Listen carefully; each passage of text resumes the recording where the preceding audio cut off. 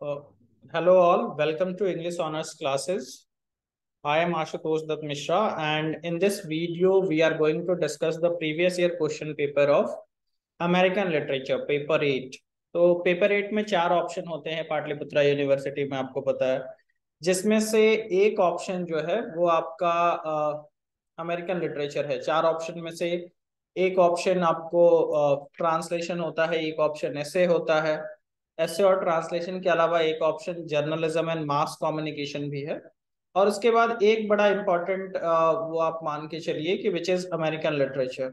मैंने what to choose paper 8 वाले video में बहुत सारे स्टूडेंट्स को ये सजेस्ट किया था कि they should go for American literature, but उसके बाद बहुत सारे स्टूडेंट्स कंफ्यूज भी हुए कि what means from where they would get the notes and all of those things. So there is a short notice, which is if you want any kind of guidance regarding American literature or any kind of notes regarding American literature, you can directly contact us at the given number, which is mentioned in the description box. तो अगर आपको किसी भी तरीके का notes चाहिए American literature से related या फिर कोई भी गाइडेंस चाहिए पर्टिकुलर चीज पे, तो आप हमसे डायरेक्टली हमारे गिवन नंबर पे कांटेक्ट कर सकते हैं। तो अगर मैं प्रीवियस ईयर 2022 में जो एग्जाम हुआ उसके क्वेश्चन पेपर की बात करूं, देखिए ऑफिशियली जो क्वेश्चन पेपर में लिखा गया है वो ये है कि 5 क्वेश्चन आस्क किए जाएंगे किसी भी 5 राइटर से। सिलेबस में 8 राइटर हैं और 8 राइटर में से 5 राइटर अगर आप पढ़ लेते हैं तो that will be enough for examination point of view. और ऑफिशियल जो सिलेबस है उसके पॉइंट ऑफ व्यू से तो ऑब्जेक्टिव नहीं आने चाहिए, बट पिछले 2 साल से ये लोग जो पैटर्न फॉलो कर रहे हैं उसमें ऑब्जेक्टिव पूछ रहे हैं और जो पैटर्न है उसको मैं डिस्कस कर रहा हूँ। तो 15 ऑब्जेक्टिव क्वेश्चंस आपको पूछे गए थे, जिसमें पहला था बहुत सिंपल क्वेश्चंस उन्होंने पूछे कि who wrote a portrait of the artist as a young man. तो जिसका the right answer will be James Joyce. Simply जो सिलेबस में जो भी वर्क आपको पढ़ना था उसका राइटर का नाम पूछ लिया। The portrait of the artist as a young man ये क्या है, हिस्टोरिकल नॉवेल है, ऑटोबायोग्राफिकल है, पिकेरस है। तो जो लोग भी the portrait of the artist as a young man पढ़े होंगे, they already knew that there are some autobiographical elements in this novel. So this novel is an autobiographical novel. फिर रॉबर्ट फ्रॉस्ट अमेरिकन लिटरेचर पढ़ रहे हैं तो American poet ही है, इतना simple question पूछा उन्होंने। उसके बाद and miles to go before I sleep, and miles to go before I sleep ये बहुत ही फेमस, आपको and miles to go before I sleep ये लाइन जो है वो बहुत फेमस है। The lines are exact lines are the woods are lovely dark and deep but I have promises to keep, and miles to go before I sleep, and miles to go before I sleep. तो Robert Frost की ये poem है stopping by woods on a snowy evening, उसी poem से ये line है, तो ये क्वेश्चन पूछ लिया था। वॉल्ट विटमैन का बर्थ ईयर पूछ लिया था, ये भी राइटर आपके सिलेबस में है, तो 1819 is the right answer. And who is known as the people's poet, तो रॉबर्ट फ्रॉस्ट को पीपल्स पोएट के नाम से जानते हैं, it is also the right answer.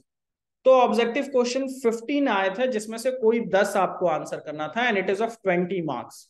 फिर Tennessee Williams first big success was, ये क्या था, इसमें इन्होंने पूछा अ पैसेज टू इंडिया किसने लिखा है। देखिए इसमें बड़ा इंटरेस्टिंग फैक्ट है, अ पैसेज टू इंडिया अगर आप पोयम की बात करें तो वॉल्ट विटमैन ने लिखा है, बट अगर a passage to India novel जो लिखा है वो ई एम फॉस्टर ने लिखा है।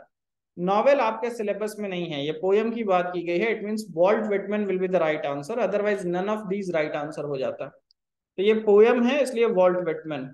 और ऑल माई सन्स क्या है, ऑल माई सन्स एक प्ले पढ़ना है आपको, बहुत छोटा सा प्ले है, तो ये it's a drama. Huckleberry Finn किसने लिखा, मार्क ट्वेन। उसके बाद एडवेंचर्स ऑफ हकलबेरी फिन में मिसिसिपी किस चीज का सिंबल है। एक्चुअली जो एडवेंचर्स ऑफ हकलबेरी फिन जो नॉवेल है उसमें जो स्टोरी चल रही है वो मिसिसिपी रिवर के अंदर चल रही है। तो मिसिसिपी रिवर जो है वो फ्रीडम का सिंबल है एक तरीके से, क्योंकि उस नॉवेल में स्लेवरी और स्लेवरी का थीम डिस्कस किया गया है, फ्रीडम का थीम डिस्कस किया गया है, और वो जो रिवर है वो फ्रीडम को सिंबलाइज कर रहा है, कर रही है। तो river is a symbol of freedom in that particular novel. And what is the name of the town where Huck Jim and Tom live, तो वो town Saint Petersburg which is a fictional town, reality में नहीं है। तो fictional town है वो Saint Petersburg जहां वो रह रहे हैं। तो इस तरीके के 15 क्वेश्चन आए थे, सॉल्व आपको 10 ही करना था। What is the real name of Mark Twain, ये भी पूछा था, बहुत पॉपुलर क्वेश्चन है। सैमुअल लैंगहॉर्न क्लीमेंस, ये उनका पूरा नाम, रियल नेम है मार्क ट्वेन का। Which of the following poem of Walt Whitman closes with O soul, तो ओ सोल कौन सा पोयम जो है वो क्लोज होता है, which is basically about a glimpse I think. And the play all my sons, इसमें कितने एक्ट है, तो ऑल माई सन्स 3 एक्ट का ही प्ले है, सो इट कंसिस्ट 3 एक्ट्स। तो इस तरीके से 15 क्वेश्चंस आए थे, which was very simple objective questions. इस साल भी पूछते हैं तो बहुत बेसिक क्वेश्चंस पूछेंगे। राइटर के नाम और उनके क्रिएशन का नाम देख लीजिएगा, बेसिक कॉन्सेप्ट्स आपको पता है तो you can easily score 20 out of 20। उसके बाद देखिए, उसके बाद जो ग्रुप बी था वो शॉर्ट आंसर क्वेश्चंस का ग्रुप था। So group B is of short answer questions, which means 150 to 200 words में लिखना था। और पहला जो आया कि critically analyse any of the following poem. तो जो राइटर पढ़ने हैं, जैसे आपने सिलेबस अगर देख रखा है तो रॉबर्ट फ्रॉस्ट पढ़ना है, रॉबर्ट फ्रॉस्ट के अलावा एमिली डिकिंसन पढ़ना है, और वॉल्ट विटमैन पढ़ना है। तो एक रॉबर्ट फ्रॉस्ट से पूछ दिया, एक वॉल्ट विटमैन से पूछ दिया, और एक एमिली डिकिंसन से। तो कोई भी एक पे आपको उसका क्रिटिकल एनालिसिस लिखना था पोयम का, और 5 नंबर का लिखना था, मतलब बहुत शॉर्ट में 150 to 200 वर्ड्स। फिर discuss the theme of all my sons in brief. All my sons जो ड्रामा है यानी कि जो प्ले है, उसका थीम डिस्कस करना था, ये भी 5 मार्क्स में। And write a short notes on the main ideas in Adventures of Huckleberry Finn, ये भी 5 मार्क्स का question. Adventures of Huckleberry Finn जो एक नॉवेल है, तो उस नॉवेल का बेसिक मेन आइडियाज क्या है ये आपको डिस्कस करना था। अगला क्वेश्चन जो उन्होंने पूछा कि write a brief note on the main ideas of the glass menagerie, इस पे भी मेन आइडियाज ही पूछा। और justify the title of Melville's Billy Budd, Billy Budd का टाइटल जस्टिफिकेशन पूछा। पॉइंट क्या है आपको ये समझना है कि यहाँ पे जो 5 क्वेश्चन आए, 5 में से कोई 4 आपको आंसर करना था। तो एक आपको पोयम वाला आपने आंसर कर दिया, और बाकी में से 3 तो आपको आंसर करना ही पड़ेगा। मतलब आपको एक नॉवेल और 2 नॉवेल और ड्रामा, यानी कि अगर आप पोएट्री वाले राइटर्स पढ़ रहे हैं, 8 राइटर्स अमेरिकन लिटरेचर में हैं, आपको उसमें से 5 से 6 राइटर्स पढ़ने ही होंगे if you want to answer all the questions. और 5 से 6 राइटर कहने का मतलब कि जो 3 शुरू के राइटर्स हैं उनका पोयम पढ़ना है, थोड़ा सा ध्यान से समझिएगा उस चीज को। तो शुरू के जो 3 राइटर्स हैं, विच इज वॉल्ट विटमैन, फिर रॉबर्ट फ्रॉस्ट, और फिर एमिली डिकिंसन, तो इनमें से कोई 2 आप पढ़ लीजिए तो विच विल बी एनफ। और फिर उसके बाद जो बाकी राइटर्स हैं, जिसमें मार्क ट्वेन है, उसके मार्क ट्वेन हो गए, और ऑल माई सन्स के जो राइटर हैं, तो बाकी जो राइटर्स हैं उसमें से भी आपको, मतलब अगर आप 2 पोएट्री वाले सेक्शन से पढ़ ले रहे हैं, तो बाकी राइटर्स में से भी 3 से 4 राइटर आप पढ़ लीजिए। तो 5 से 6 राइटर 8 में से पढ़िए, 2 को स्किप कर सकते हैं। 2 में से एक पोएट्री वाले सेक्शन में से स्किप कर सकते हैं, और एक जो नॉवल या ड्रामा वाला जो सेक्शन है उसमें से स्किप कर सकते हैं। तो ये तो शॉर्ट आंसर क्वेश्चन है। सबसे इंपॉर्टेंट है लॉन्ग आंसर क्वेश्चन। तो देखिए, लॉन्ग आंसर क्वेश्चन में पिछले साल उन्होंने 1 2 3 4 5 6 क्वेश्चन दिए, जिसमें से कोई 3 आपको आंसर करना था, और क्लियरली मेंशन है 700 to 800 वर्ड्स। तो काफी लॉन्ग में लिखना है। मिनिमम मैं सजेस्ट करता हूं कि 500 to 600 तो लिखिए। So it is discuss the main ideas in a portrait of the artist as a young man. बहुत सिंपल क्वेश्चन पूछते हैं, सिर्फ आपको उस नॉवल का आइडिया है, स्टोरी का आइडिया है, थीम का आइडिया है, तो you can easily right it out.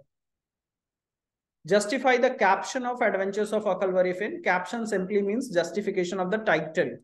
और evaluate Robert Frost as a poet with a special reference to his poem prescribed for you. तो Robert Frost से एक क्वेश्चन आ गया। Discuss Emily Dickinson as a poet. Emily Dickinson से भी आया। और justify the title of the Glass Menagerie and write a brief note on the style of Walt Whitman poems.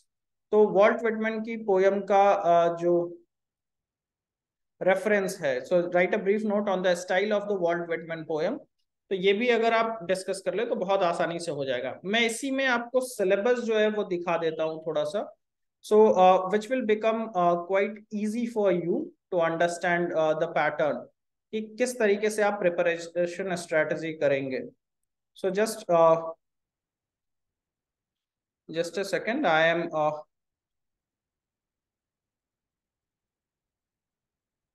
So okay.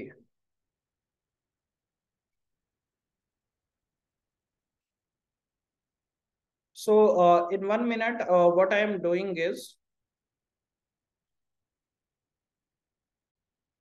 so I was basically talking about कि syllabus में आपको थोड़ा सा दिखा दूं। तो पेपर 8 में जैसे पहले पोएट जो आपको पढ़ने हैं वो है वॉल्ट विटमैन। तो वॉल्ट विटमैन को आप पढ़ लेते हैं। वॉल्ट विटमैन को आप स्किप भी कर सकते हैं बेसिकली। और दो पोएट जो मेरे अकॉर्डिंग पढ़ लीजिए, विच इज रॉबर्ट फ्रॉस्ट।